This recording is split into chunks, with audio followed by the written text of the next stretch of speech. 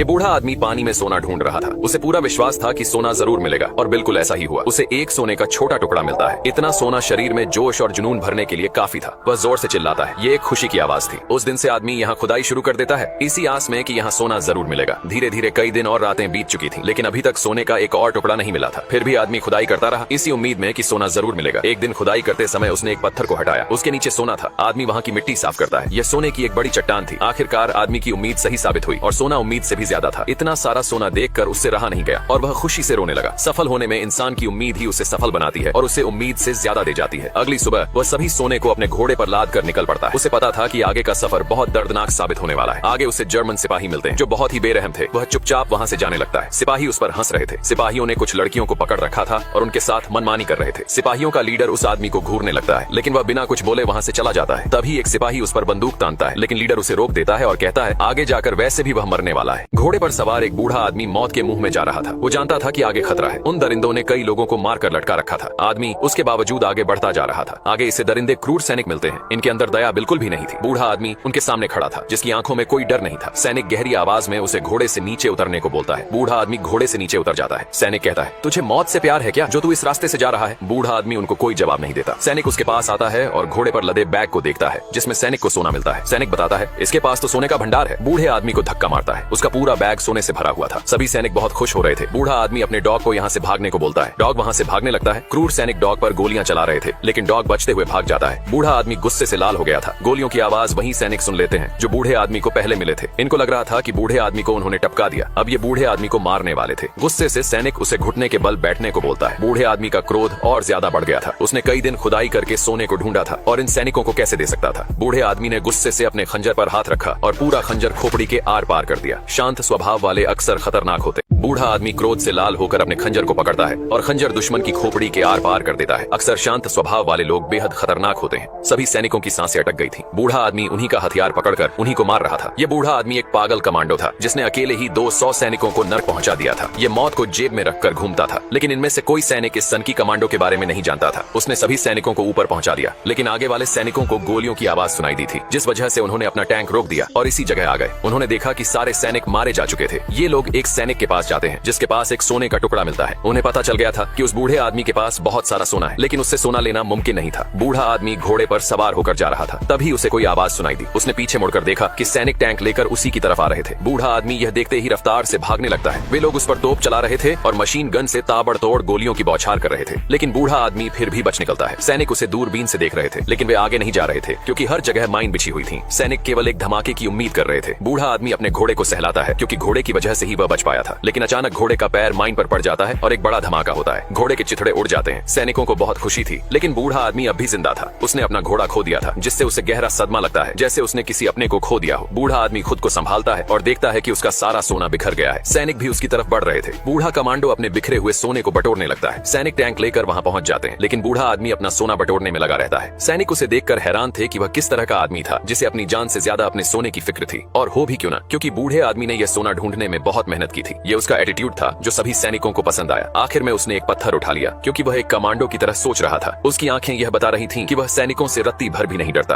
क्रूर सैनिक एक बूढ़े कमांडो पर गोलियां बरसा रहे थे। आग में लिपटा कमांडो एक नदी में कूद जाता है। कमांडो के पास भारी मात्रा में सोने से भरा बैग था। सभी सैनिक उसके ऊपर आने का इंतजार कर रहे थे। उन्हें लग रहा था कि वह ऊपर जरूर आएगा, लेकिन बूढ़ा कमांडो पानी में अपनी सांस रोक कर बैठा हुआ था। वह अपनी सांस काफी देर तक रोक सकता था। सैनिक उस पर निशाना लगाकर तैयार खड़े थे। थोड़ी देर बाद वह पानी से ऊपर आता है। ये लोग उस पर गोली चलाते हैं, लेकिन कमांडो फिर से पानी में चला जाता है। वह ऊपर सांस लेने आया था। तभी नाव से एक सैनिक पानी में कूद जाता है और उसे ढूंढने लगता है, लेकिन कमांडो कहीं नजर नहीं आ रहा था। अचानक वह पीछे से सैनिक को पकड़कर उसे स्वर्ग पहुंचा देता है। पानी के ऊपर खून दिखाई दे रहा था। नाव पर बैठा सिपाही यह देखकर घबरा गया। सिपाहियों के लीडर ने दूसरे सिपाही को पानी में जाने को बोला। दूसरा सिपाही डरते हुए पानी में कूद गया। थोड़ी देर बाद फिर से पानी में खून दिखाई देने लगा। नाव पर बैठा सिपाही यह देखकर डर गया और वहां से भागने लगा। वह जानता था कि अब उसे पानी में भेजा जाएगा। सिपाहियों का लीडर उसे वापस आने को बोल रहा था, लेकिन वह उसकी बात नहीं सुन रहा था, जिस वजह से लीडर उसे मारने का आदेश देता है और नाव वाले सिपाही को गोली मार दी जाती है, लेकिन उस नाव को कमांडो ने पकड़ रखा था, जिस वजह से कमांडो किनारे पहुंच चुका था। एक सैनिक अपनी मशीन गन घुमाता है और उस कमांडो पर अंधाधुंध फायरिंग कर रहा था, लेकिन कमांडो ने उस सैनिक की बॉडी को कंधे पर लाद कर खुद का बचाव करते हुए भागने लगा। बूढ़ा कमांडो सैनिकों की बॉडी से बचाव करते हुए भाग रहा था। दुश्मन लगातार गोलियां चला रहे थे, लेकिन वो खुद को बचा लेता है। पर ये लोग उसे ऐसे नहीं छोड़ने वाले थे, क्योंकि उसका कुत्ता यही रह गया था। ये कुत्ते के साथ वो करने वाले थे जिसे देखकर रूह कांपने वाली थी। बूढ़ा कमांडो वहां से बचकर आ गया था, लेकिन उसने देखा यहाँ सब कुछ उन्हीं सिपाहियों ने तबाह कर दिया था। उन्होंने पूरा एक गांव जला दिया था। बूढ़ा आदमी एक गैस स्टेशन पर आता है और कुछ देर यही आराम करने की सोचता है। उसके हाथ में सोने से भरा बैग था। थोड़ी देर बाद इसे अपने कुत्ते की आवाज सुनाई पड़ती है। बूढ़ा आदमी बाहर देखने जाता है। इसका कुत्ता भागते हुए इसके पास आता है। आदमी बहुत खुश होता है, लेकिन कुत्ते के ऊपर बम बांध रखा था। आदमी जल्दी से निकाल कर फेंक देता है। बम फट जाता है। थोड़ी देर बाद उसे होश आता है और उसने देखा उसके सामने वही क्रूर सिपाही खड़ा था। बूढ़े कमांडो को वो फंदे पर लटका देते हैं। थोड़ी देर उसके मारने का इंतजार करके चले जाते हैं, लेकिन कमांडो अभी जिंदा था। वो खंभे में लगी कील का सहारा ले रहा था। इस तरह लटके हुए उसे सुबह हो जाती है। सुबह एक हवाई जहाज पास से गुजरता है, जिसकी हवा से रस्सी सरक जाती है। इस तरह वो नीचे गिर जाता है।